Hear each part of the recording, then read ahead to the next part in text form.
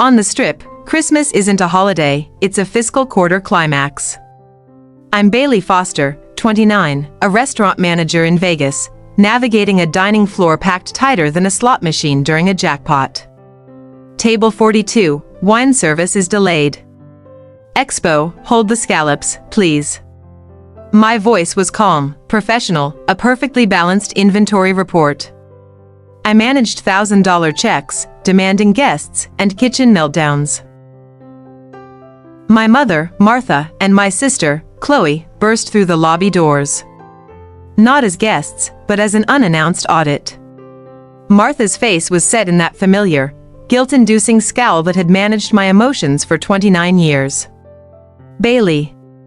You need to drive Leo home immediately. It's Christmas. Martha didn't ask, she issued an executive order. My perfectly timed night instantly collapsed into negative equity. My colleagues froze, watching the woman who paid their bills get publicly humiliated. In Vegas, timing is money, and even love runs on tips.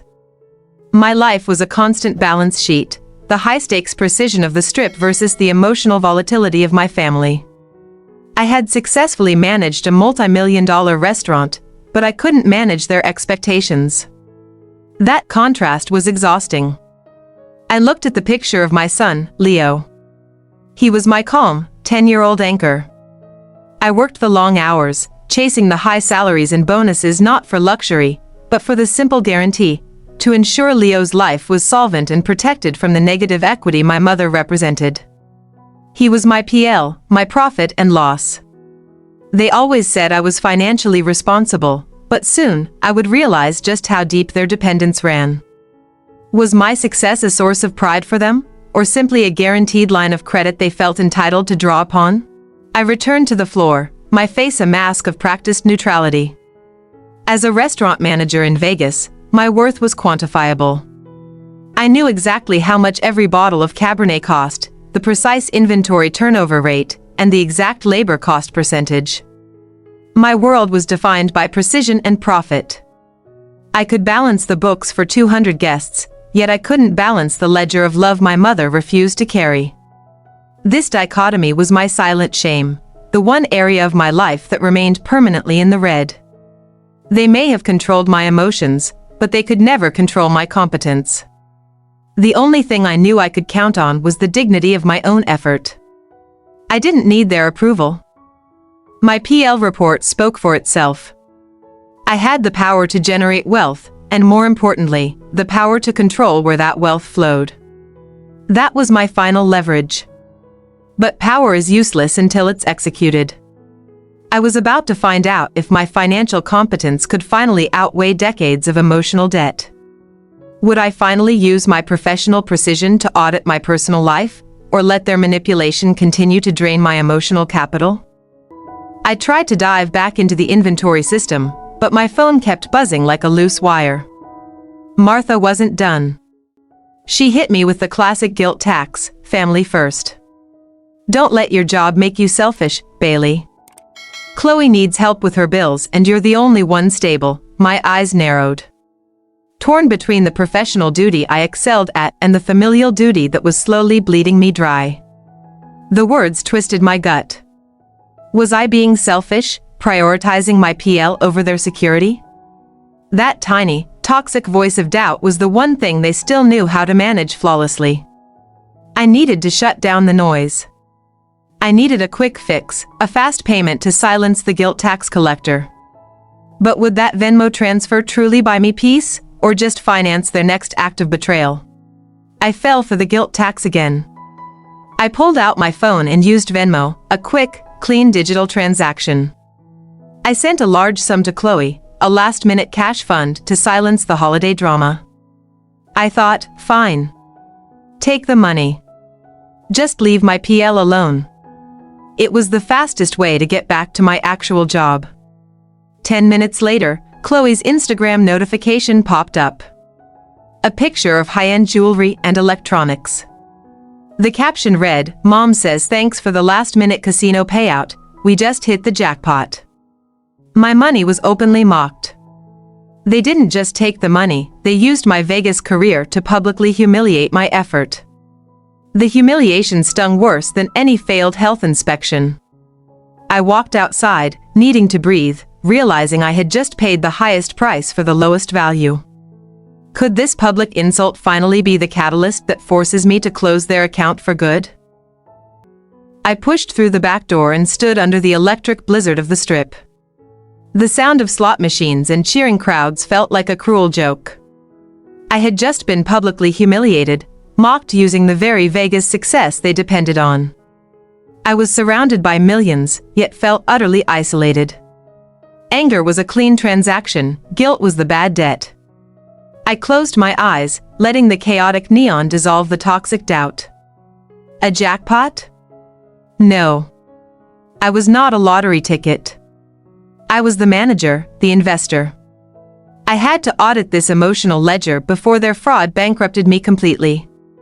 The noise was loud, but it was nothing compared to the quiet whisper that broke my heart minutes later. What question could a 10-year-old ask that would immediately convert anger into cold, strategic revenge? The Vegas neon was miles behind us. I drove home in a thick, metallic silence, the kind that only follows an emotional explosion. I was still running the internal audit, my mother's demand, Chloe's mocking post, the $800 Venmo transfer. I was losing money and losing dignity. Mom? He looked up at me, his eyes wide, holding his blanket. He asked the question that would forever reroute my life, Mom, am I a liability? The word liability, a term I used daily in my PL reports, hit me like a physical blow. Leo, my son, my only true asset, felt like a burden because of their manipulation. In that instant, my anger didn't just turn cold, it became surgical. I was just their ATM, the time for guilt was over. When someone makes your own child feel like a bad debt, you stop negotiating and start liquidating. How does a restaurant manager who understands PL perfectly decide to shut down the accounts of her own family for good? I got back to the Strip after midnight. The dining hall was empty now, the chaos drained away, leaving only the quiet clink of servers stacking chairs. I walked across the floor, the dimmed lights reflecting off the highly polished marble. The silence was professional, precise, and controlled, the opposite of my home life. I went straight to the liquor room to conduct the final inventory count. Every bottle, every case, perfectly accounted for. Then I thought of Leo's question, am I a liability? That was the real inventory crisis. My family was out of control, operating entirely on stolen emotional capital and my cash. I realized the solution wasn't emotional pleading, it was a balance sheet adjustment. I had the power to generate wealth, and they had proven they were a colossal, unmanageable debt. The only way to save my true asset, Leo, was to reclaim my books. I walked toward my small office, the only place on earth where I truly held the leverage. The inventory count was done. The audit was beginning. How do you liquidate a debt that is family, and what happens when the first thing you cut is their electricity and their life support? I sat down at my desk, the only sound the hum of the Vegas night and the quiet clicking of my keyboard. This was my sanctuary, where emotion didn't exist, only data. I opened the file I'd meticulously maintained for 15 years, Family Financial Ledger. It wasn't a chore, it was my secret shame inventory. I started the process. The automatic payments, the mortgage, the utility bills, Chloe's car insurance, I canceled them all. It wasn't aggressive or loud, it was surgical. I paused only once, over the monthly transfer for Martha's credit card. This was the most effective way to eliminate a bad debt. I whispered the words, equating their cost to the spoiled inventory I wrote off daily. I wasn't their daughter, I was their banker, and their loan facility was officially terminated. I froze the remaining transfer accounts and logged out. The revenge wasn't complete, but the countdown to their financial solvency crisis had begun. The books were balanced, and the accounts were closed.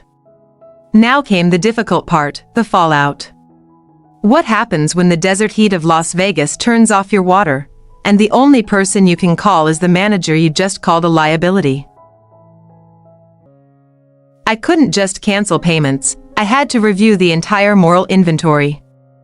I scrolled through 15 years of automatic transfers. Each one was a decision I made out of guilt, categorized here as emotional equity deposits into a bottomless pit. I was auditing the debt they accrued, not just financial, but psychological. Their bills weren't expenses, they were tools of control. Every payment was a reminder, you need me. You can't survive without my stability. I realized their financial dependency was the chain keeping me bound. I went through every single automated transfer, one by one. I didn't hesitate. I hit cancel. Freeze. Delete. It felt less like revenge and more like balancing a wildly incorrect general ledger. I was simply correcting the fraudulent entries that had defined my adulthood. I was closing their entire business line of credit. The list was long, and the cost was staggering. Over $200,000 across 15 years. Every canceled transaction felt like erasing a memory of guilt. I was finally writing them off as uncollectible debt. I created a new file labeled, Bad Inventory, Martha Chloe. The moral inventory was clear, they had zero ethical capital. My voice, usually calm for headset orders, was low and firm. This wasn't emotion, it was necessary business protocol. I finished the work, tidied my office, and printed the summary. The document was clean, the numbers were final. I was no longer their asset, I was their liquidator. And the process was irreversible. I looked at the sheet, a $0 balance due from me. Peace had a quantifiable price, and I'd just paid it in full. The system they relied on was now offline. All I had to do now was wait for the storm to hit. What will be Martha's first desperate move when she realizes her ATM has stopped dispensing cash? I had executed the final write-off. Now, the silence at my apartment felt like the calm before a financial storm. Leo was asleep, safe from the emotional volatility. But I knew the storm was coming from Henderson, where Martha and Chloe lived. In the desert heat of Vegas, utilities aren't luxuries, they're life support. The water bill is overdue? I thought you handled everything. They weren't asking, they were demanding the immediate restoration of services. Their first response was confusion, not accountability. Baylee. The electric company just called. They said they're shutting off power tomorrow. You know how hot it is. What did you do? You're ruining Christmas.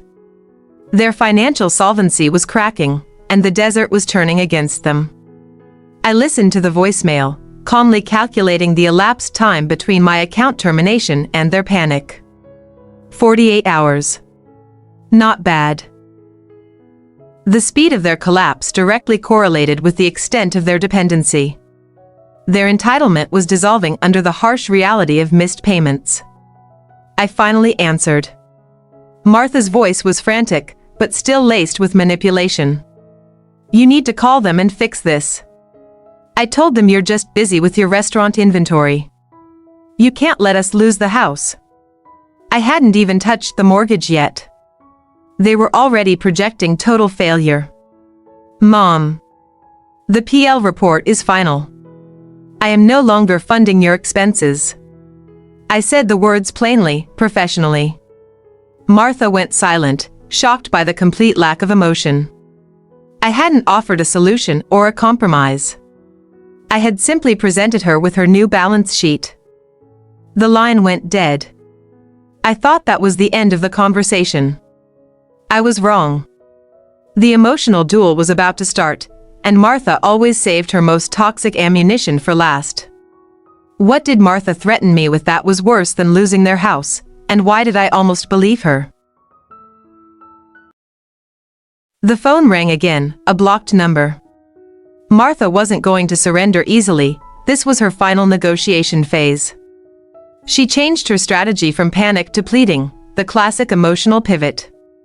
Her voice was low now, dangerously quiet, filled with false pity. You need to stop this, Baylee. Before things get unpleasant for you and for Leo. I was ready for the escalation. You're abandoning your family. After everything I sacrificed for you. You think a restaurant job makes you better than us? You've put your pride before your mother's comfort. This is not how decent daughters behave. Think about Leo. Do you want him to grow up with no grandmother? The sound of her manufactured tears was like white noise. I identified the asset, my supposed debt to her. The liability, her attempt to control my conscience. Her threats were high interest, short-term emotional loans, backed by zero collateral. I was initiating a complete liquidation of the relationship. Mom. I am simply adjusting the accounts payable. The monthly allocation for guilt-driven subsidies has been terminated due to a sustained failure to provide a return on investment. Your argument is noted, but it fails to meet the threshold for reevaluation. Don't talk to me like I'm one of your minimum wage servers. You're playing a dangerous game, Baylee. You have no idea what Chloe and I can do. We know things. If you don't reinstate the transfers by morning, you will regret it. I heard the true panic, fear that her ATM was permanently closed. Martha. Effective immediately, you and Chloe are categorized as shrinkage, unrecoverable loss due to internal theft. I have filed the necessary write-off. My decision is final. My only asset is Leo, and I am protecting his equity. I suggest you review your personal PL statement. You're cruel. You're heartless. This isn't business, Baylee, this is family. I let the words hang there. She was trying to shift the ledger back to sentimentality. But I held the line. It was a failed negotiation. She had nothing left. The argument was officially concluded. I hung up. The line was severed. The emotional duel was over, and I had won. But their next move was a catastrophic surprise. It wasn't about bills bouncing anymore, it was about criminal charges. What catastrophic fraud had Martha committed in my name, and could I possibly survive the damage before my entire life collapsed? I went back to work the next day, focused on my restaurant's Q4 projections. The world felt sharp, clean, quantifiable. This was my controlled environment. I waited. The lack of an immediate, aggressive text was unsettling. It meant the system failure was catastrophic. Distant, frantic pounding. Phone ringing repeatedly. It happened mid-shift. Chloe called 12 times. The water, the cooling, everything was off. In 110-degree Vegas, that's a public health hazard. We have no water. Mom is hyperventilating. Please, Baylee, pay the minimum balance. I looked at the ringing phone with the same neutrality I reserve for a faulty cash register. I didn't answer.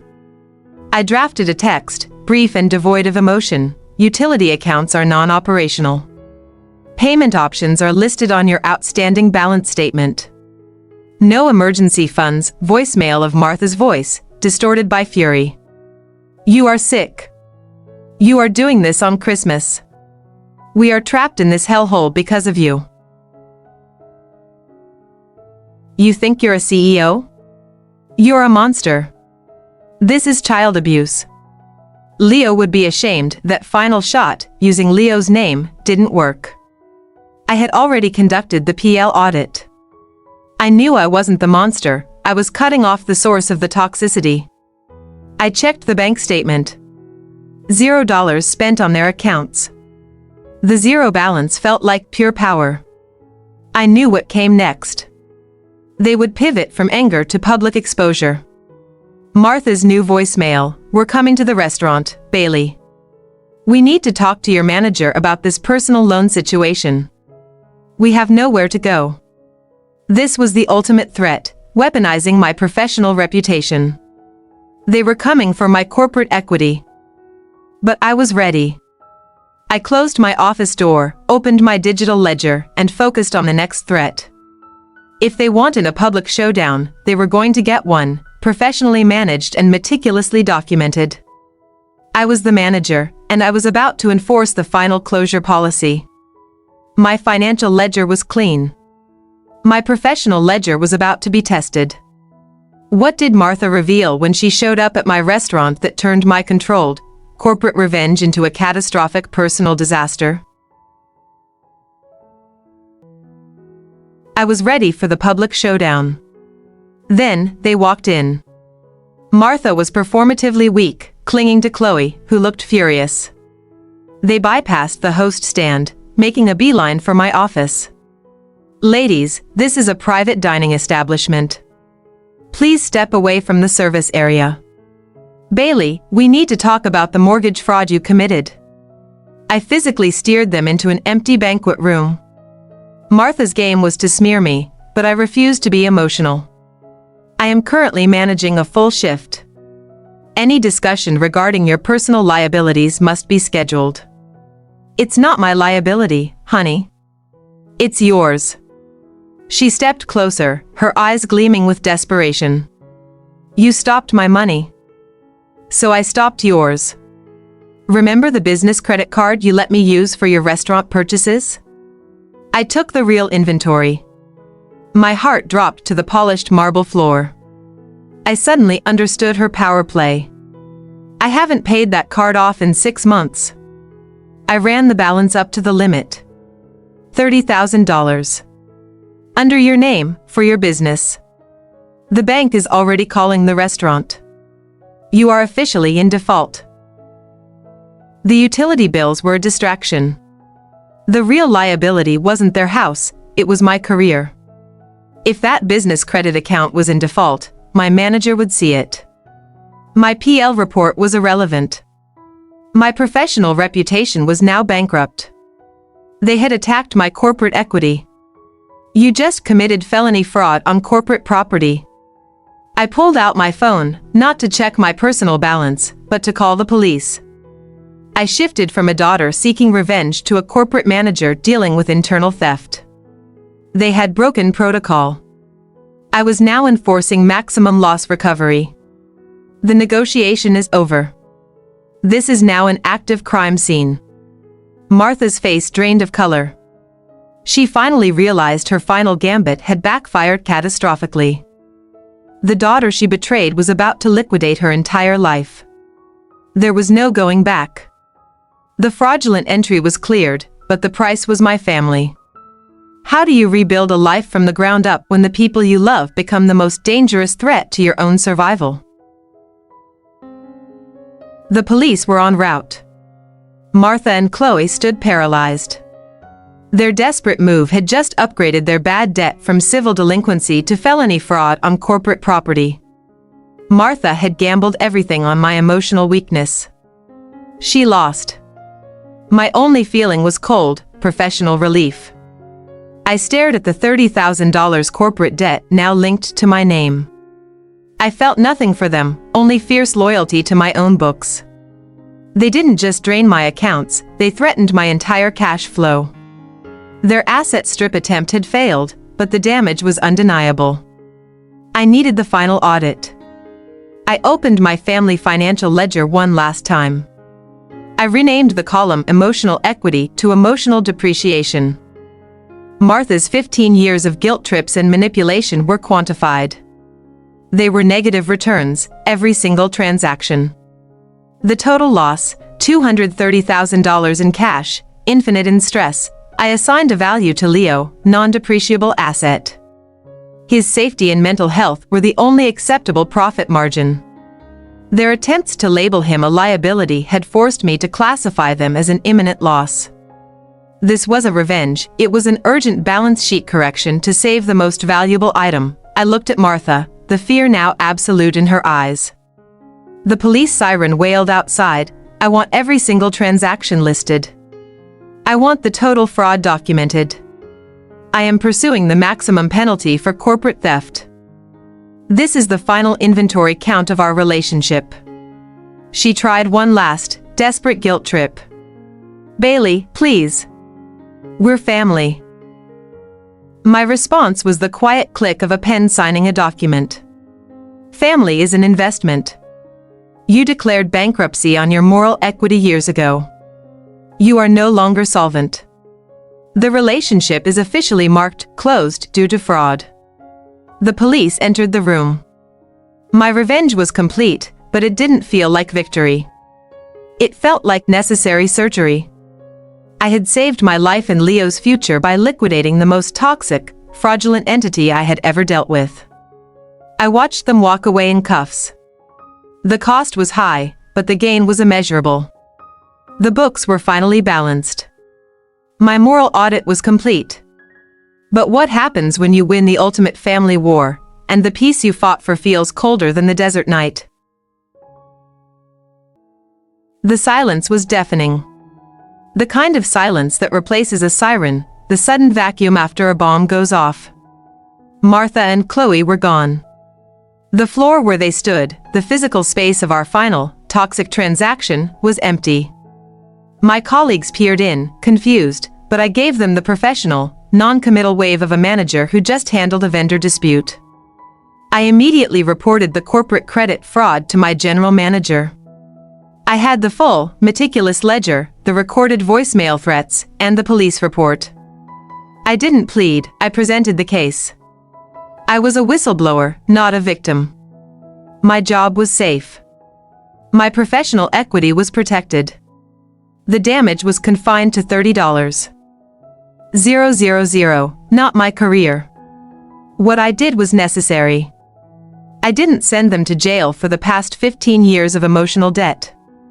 I sent them to jail for committing a felony on my corporate property in an attempt to destroy my future. I was liquidating the toxic assets of my life. This wasn't hatred, it was the quiet, brutal enforcement of boundaries.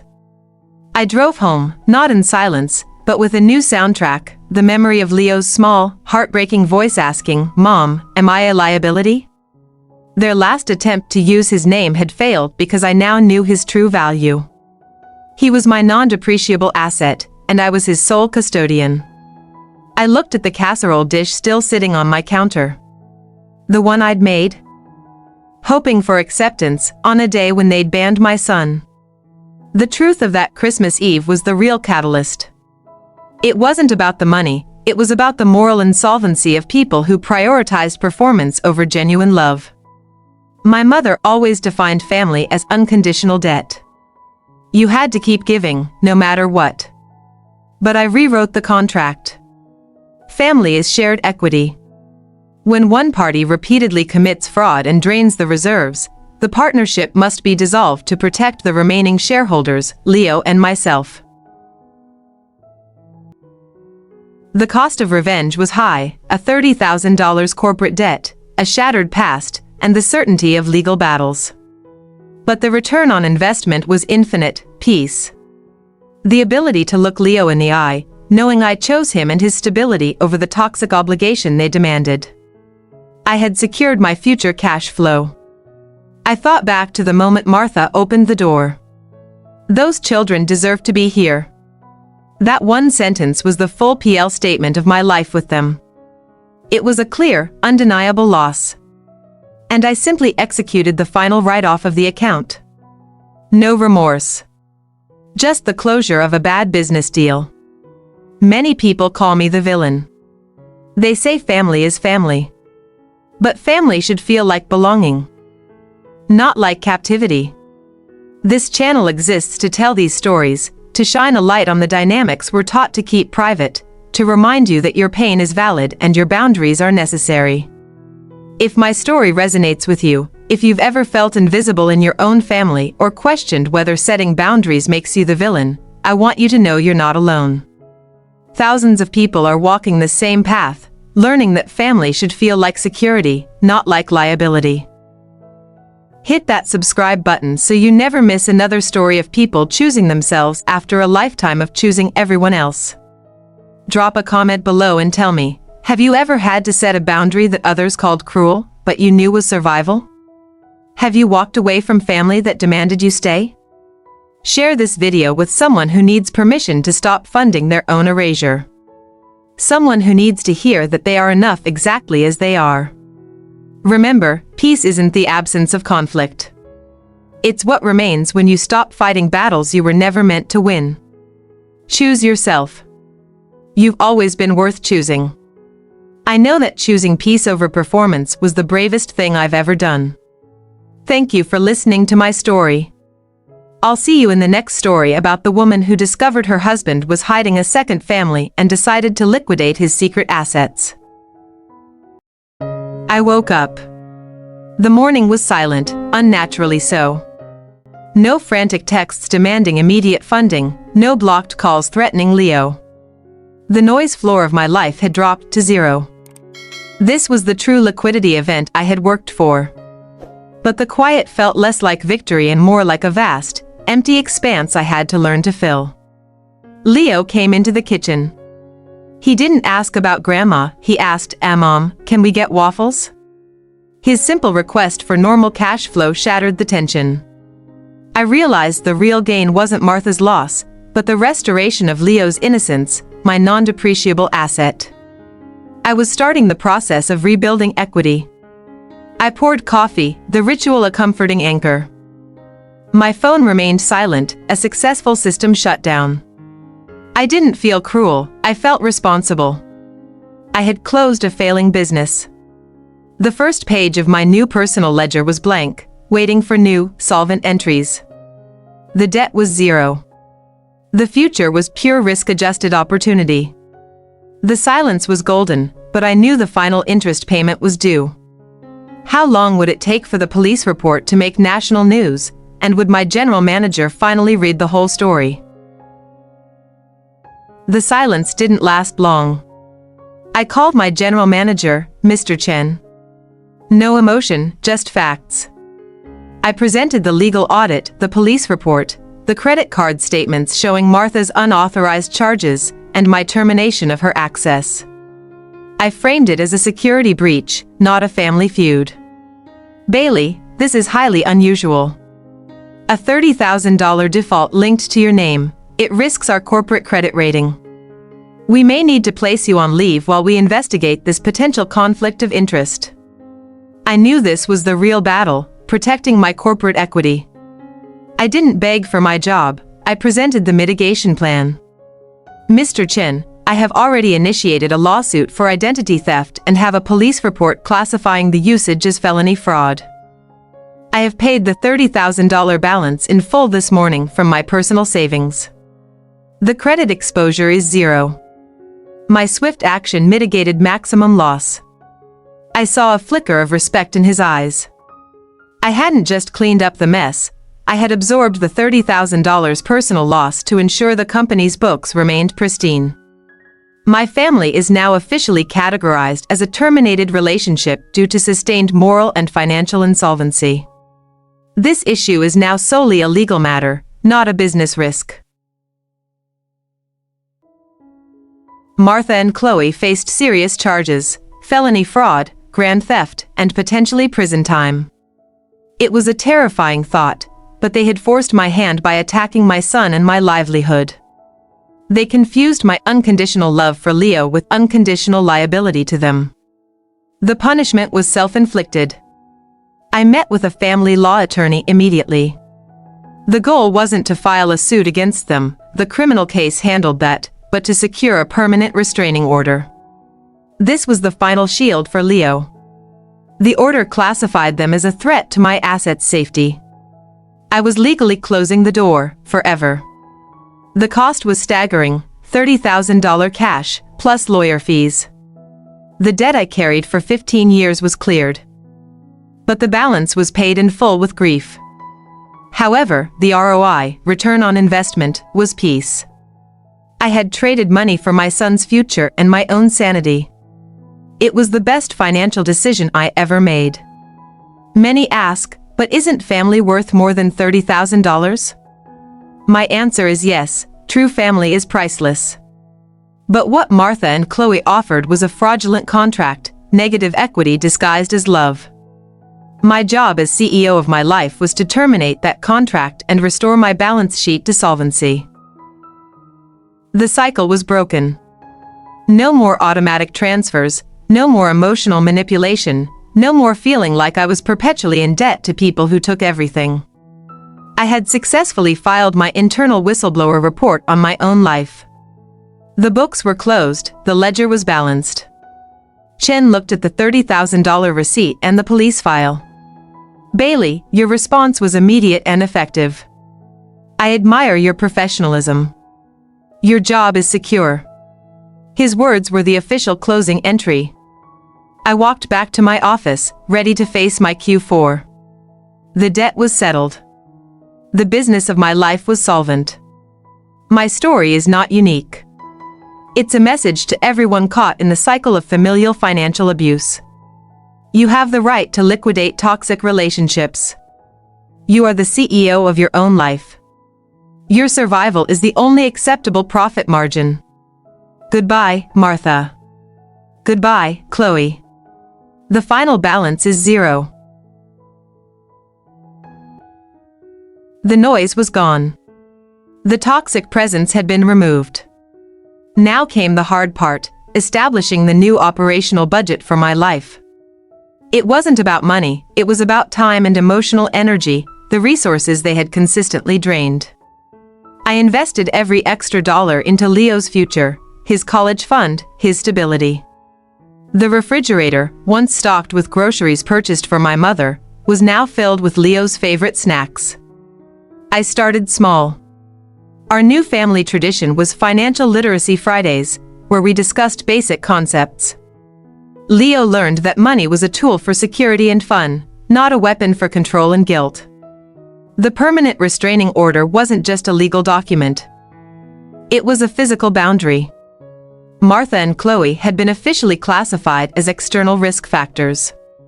My heart still ached for the family I wished I had, but the pain was manageable because the threat to my core asset, Leo, was eliminated. I achieved 0 risk exposure. I never questioned my decision again. I found old accounting notes detailing every dollar I'd spent on them, filed under unrecoverable debt. The total was $230,000. That number validated my moral audit. I didn't send my family to prison, I chose to stop paying their ransom. The difference was everything. I started saying no to late hours and yes to movie nights. The energy previously spent managing their financial chaos was reinvested into my son. I saw the return immediately. Leo was happier, more secure, and he started calling our apartment a fortress of fun. The true equity wasn't in the bank, it was right here, in our kitchen. The fortress was built. The legal audit was closed. But what final, unexpected entry did the universe add to my ledger that proved my hard-won peace was worth every single penny? Mr. Chen's approval wasn't the end, it was the start of my new corporate strategy. I had demonstrated not only competence but maximum loss mitigation under extreme pressure. I used the crisis to my advantage. I didn't hide my family's actions, I exposed them as the high-risk, external factors I had successfully liquidated. I submitted my Q4 proposal 2 weeks early. It wasn't just about revenue, it included a risk assessment addendum based on my recent experience.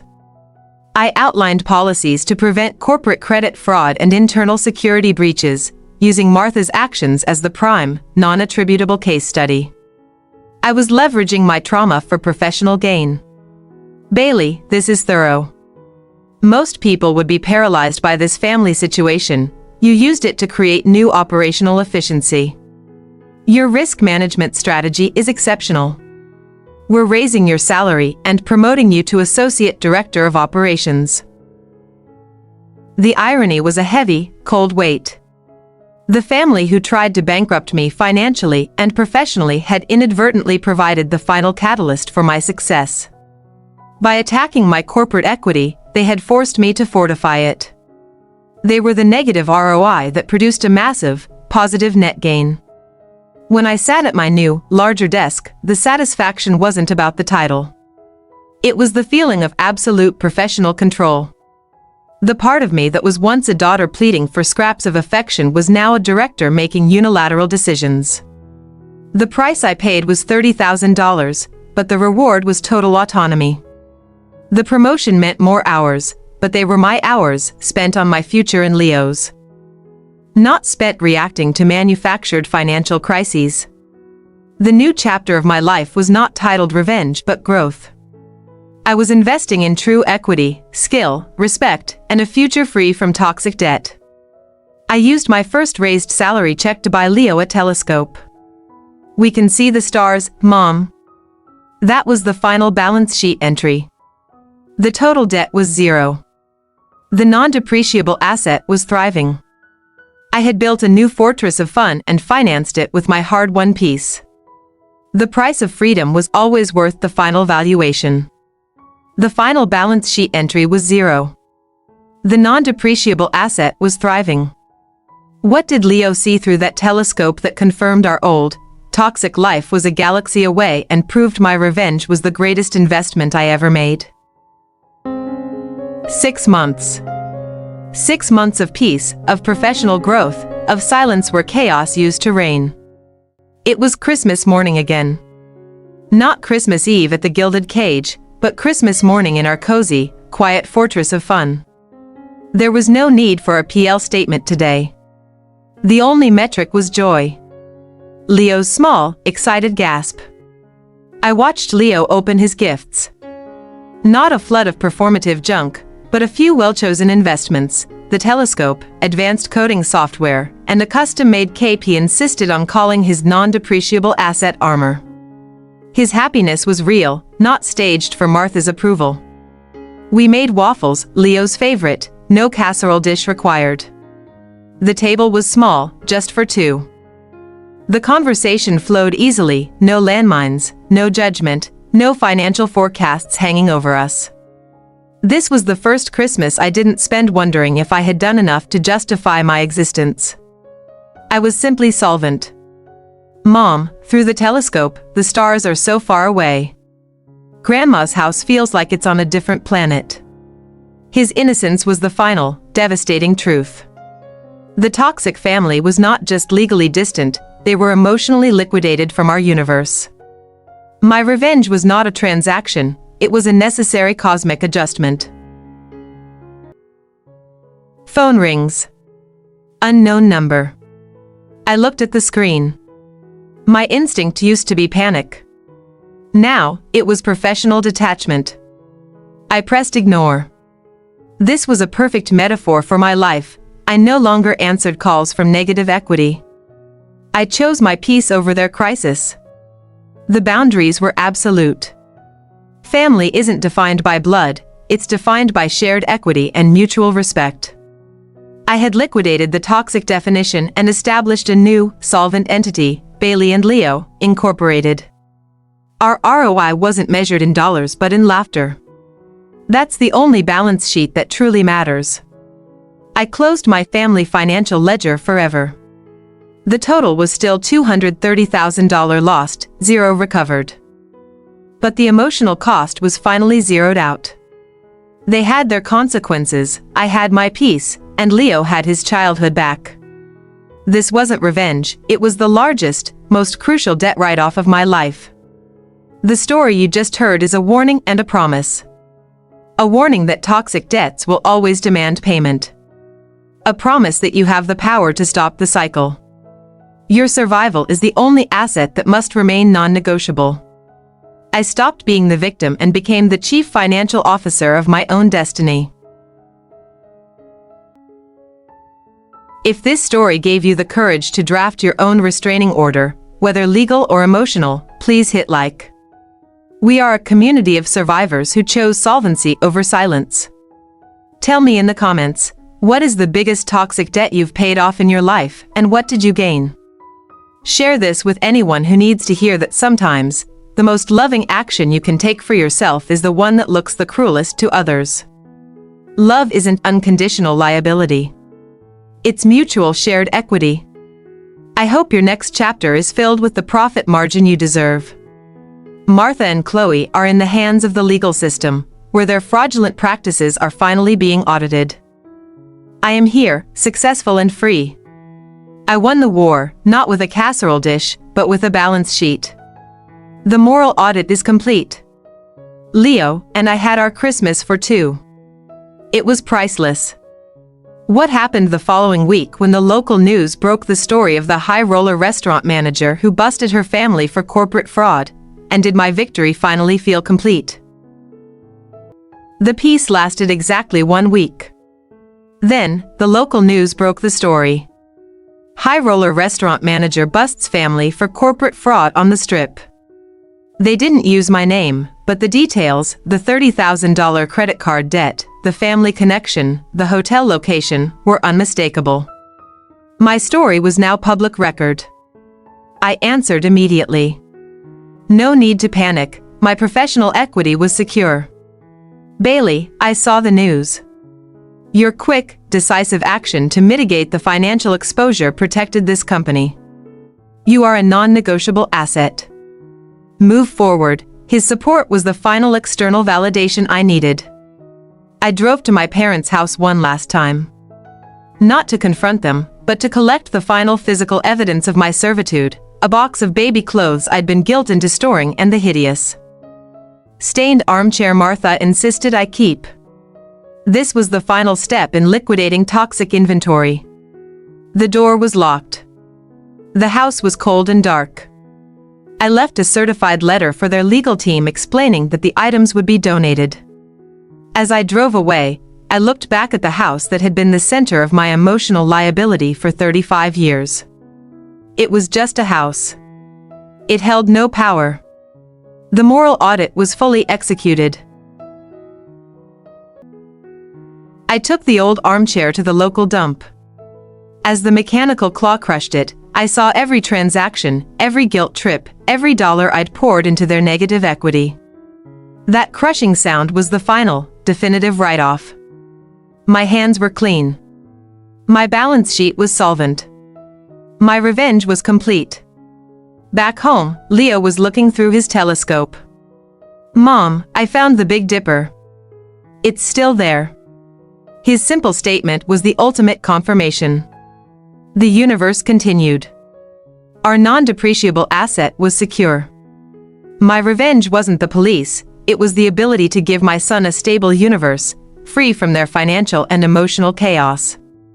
If you are stuck in a toxic family dynamic, remember, you are not responsible for their moral insolvency. You are only responsible for your own survival. Close the ledger. Execute the write-off. Your peace is the only acceptable profit margin. Thank you for witnessing my journey. My name is Baylee Foster. This is the last chapter of my story, the moral audit. My revenge was complete, final, and perfectly justified. I chose to save my son and myself. That choice was the greatest return on investment of my life.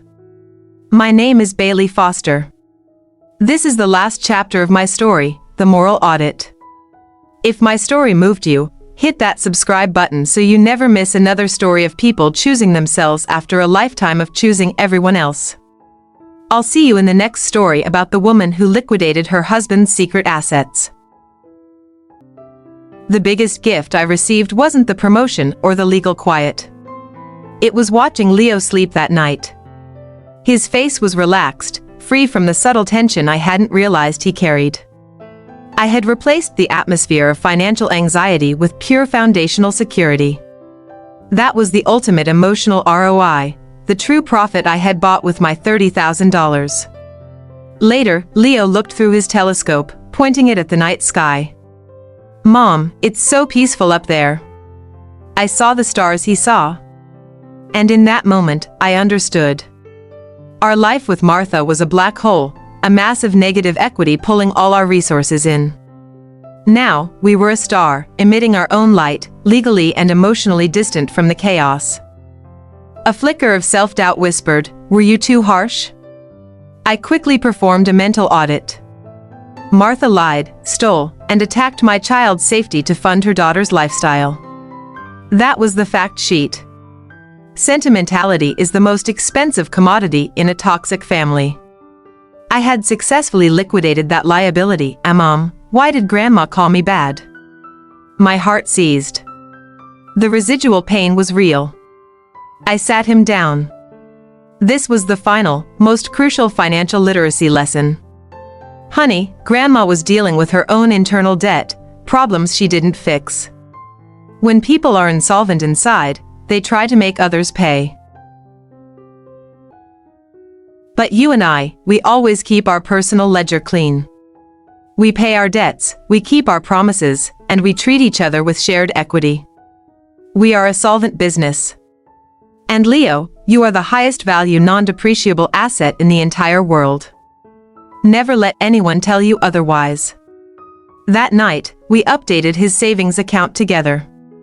He saw his college fund grow. He saw the positive compounding interest of our new, stable life. It wasn't just money, it was the physical representation of control and freedom.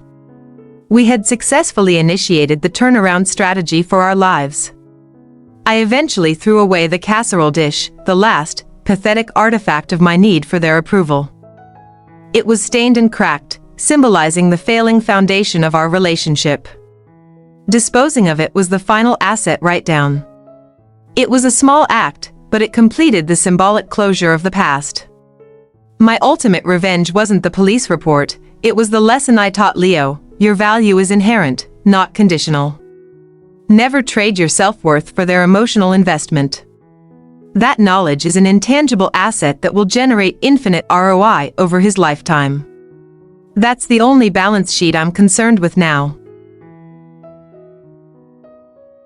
To my community here, you are not alone. You are not a villain for choosing yourself. You are the CEO of your own life. You have the right to audit your relationships, terminate those that are financially or morally insolvent, and build a new, profitable future. We are all executing our own declaration of independence. I urge you to take control of your personal ledger. What is the biggest toxic debt you need to write off? What is the non-depreciable asset you need to protect? Close the chapter on guilt. The final balance must always favor your peace. Drop a comment below and share your moral audit victory. My legacy will not be the woman who paid the most. It will be the woman who taught her son that true wealth is not measured by bank statements, but by the integrity of your actions. Leo's smile is my quarterly report. And that report shows unlimited, compounding growth. Why did I title this story The Moral Audit? Because I realized that long before they committed corporate fraud, they were committing moral fraud against me. My revenge was simply submitting the final, comprehensive audit report to the authorities and, more importantly, to myself. Martha and Chloe are in the hands of the legal system, dealing with their definitive liability. I don't wish them ill, but I don't send them money either. They are simply an item of unrecoverable debt that I chose to write off. The interest stopped accruing the moment I closed the door. Leo's gift to me was not the telescope. His gift was being the reason I finally looked up and realized the toxic ceiling they built was an illusion. He is my purest, most valuable asset, and he is worth every single penny I spent on our freedom. I love you, my little director of fun. Thank you for listening to my story, The Moral Audit. If this journey resonated with you, hit subscribe. I'll see you in the next story about the woman who discovered her husband was hiding a second family and decided to liquidate his secret assets, and she started with the yacht. 6 months post-audit, it was time to update my personal balance sheet. My assets: 1 associate director promotion, 1 safe and thriving son, and an unlimited supply of peace. My liabilities: 0. The unrecoverable debt was written off. I had successfully executed the largest asset acquisition of my life, my freedom. I finally understood the truth behind the adage blood is thicker than water. It's a phrase used by financially and morally insolvent people to guilt you into becoming their collateral. The only thickness that matters is the shared equity built on trust, respect, and mutual non-depreciable assets. The greatest proof of my victory wasn't the police report, but the fact that my life remained stable after the chaos stopped. It passed the solvency test. The structure was solid. No panic, no late-night tears, no fear that my financial fortress would be breached by a rogue family member. Just the sound of Leo doing homework. The biggest lie I was sold was that love is unconditional liability. That I had to pay their emotional interest forever. The truth is, love is conditional on respect. If you demand payment through guilt or theft, that relationship is immediately categorized as a toxic debt, subject to immediate write-off. Mom, is Aunt Chloe my family anymore? His innocent question demanded a comprehensive, ethical answer. I couldn't lie. I couldn't inject the poison of the past. I chose a metaphor he understood. Honey, they are on a different corporate board. Your family is the people who invest in your inherent value without demanding collateral. Your family is your core asset. And our core asset is right here in this room. We are Baylee and Leo, Incorporated. Our operating principle is safety, integrity, and compounding joy. We started a new tradition, monthly solvency check. Not a financial check, but an emotional one. We check in on each other's emotional ledger. Are we in debt to each other? Are we investing in each other's happiness? It was a silly game, but it ensured our relationship equity remained high and positive. The casserole dish. That ceramic dish symbolized the unconditional emotional liability I had carried for decades. It was the physical representation of the food I had to bring to justify my worth. Throwing it in the dump was the ultimate asset write-down, confirming that my worth was non-negotiable and did not require a culinary price tag. The ultimate legacy of this story isn't my revenge. It's the lesson Leo learned early: integrity is the highest value asset. He saw me, his mother, choose solvency over sentimentality. He witnessed the power of setting a boundary and executing a moral audit. That knowledge is his non-depreciable inheritance. The moral audit is complete. Final verdict: Martha and Chloe were morally and financially insolvent. I, Baylee Foster, Chief Financial Officer of my own life, achieved total return on my investment in freedom. The final balance sheet entry for the family debt is $230,000 lost, zero emotional interest paid since the date of execution. The most profitable word in my new vocabulary is no. No to unexpected visitors. No to guilt trips. No to emotional blackmail. No is a simple boundary protocol, a definitive statement of non-negotiable asset protection. Never underestimate the financial and emotional profit margin generated by a single, firm no. If this story resonated, if you've ever felt like your family was a toxic debt demanding payment, I urge you to start your own moral audit. You are not a villain for prioritizing your solvency. What is the first unconditional liability you need to write off today? Share your thoughts below. They will call it betrayal. They will call it cruel. But you must categorize it correctly: it is self-preservation. You are shutting down a failing business entity that used you as its primary funding source. Choosing yourself is not a betrayal, it is the ultimate act of responsible asset management. Martha and Chloe are now just names on a legal document. I have no anger, no resentment, only professional detachment. They are simply an unrecoverable debt. I chose to stop accruing interest and invest those resources, my time, my energy, my money, into my high-growth asset, Leo. That was my revenge. My life is now focused on compounding growth. Every day of peace adds interest to our emotional capital. Every achievement at work strengthens our financial foundation. Every smile from Leo proves the return on investment is infinite. This is the definition of a well-executed turnaround strategy. My name is Baylee Foster. This was my moral audit. Remember this: love is shared equity, not unconditional debt. Choose yourself. You've always been worth choosing. The moral audit is closed. The emotional cost is zeroed out. The victory wasn't the police, it was the ability to redefine family as a solvent entity. This story is my final, public balance sheet statement. My life is now focused on compounding growth, not on debt collection. My first lesson for you: love is shared equity, not unconditional debt. You are not a collateral fund for another person's failures. The second lesson: the word no is a simple boundary protocol. It's the most profitable word in your new vocabulary. It is the ultimate act of self-preservation. Third lesson: your self-worth is a non-depreciable asset.